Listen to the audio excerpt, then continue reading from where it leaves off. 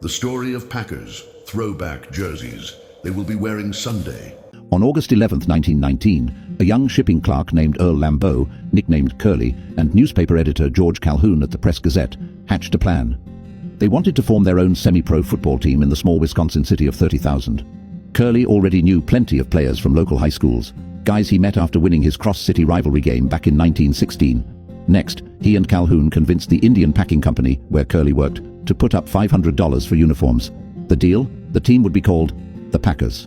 For their first 2 seasons, the Packers wore plain blue sweaters as jerseys with no numbers or logos. In 1921, they joined the American Professional Football Association, which at the time had 21 teams, and the following year, the league would be renamed the National Football League.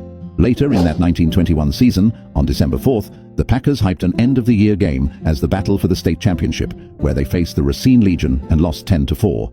In that game, the Packers violated the rules of the league they had just joined by fielding 3 Notre Dame players who still had college eligibility. A month later, at the January 1922 league meeting in Canton, Ohio, NFL President Joe Carr revoked Green Bay's franchise. The Packers unsuccessfully argued that the game took place after the season and was merely a non-league exhibition game. Their defense was further undercut by a simple question: then why did all of the Notre Dame players use made-up names? Curly Lambeau, as not only a player and a coach, but also the club's president, managed to have the team reinstated by paying the NFL a $1,000 fine.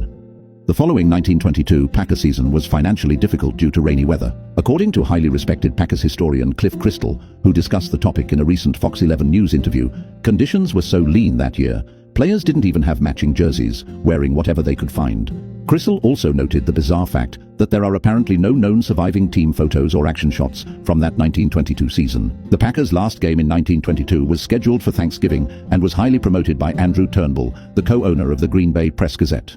However, the forecast for the game against Duluth was for 12 hours of heavy rain. Turnbull told Curly Lambeau that the Packers needed to play the game to retain NFL credibility and that he'd cover any losses suffered at the gates. When the game only drew 100 fans, Turnbull organized a meeting of area businessmen at the Gazette to raise money to help save the team.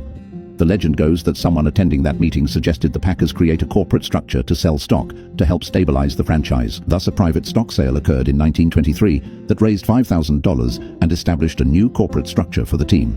The first stock was sold in August 1923, with each of the 1,000 shares priced at $5. While the league would later prohibit such public ownership, the Packers are grandfathered in, a unique status in all of professional sports that they maintain to this day.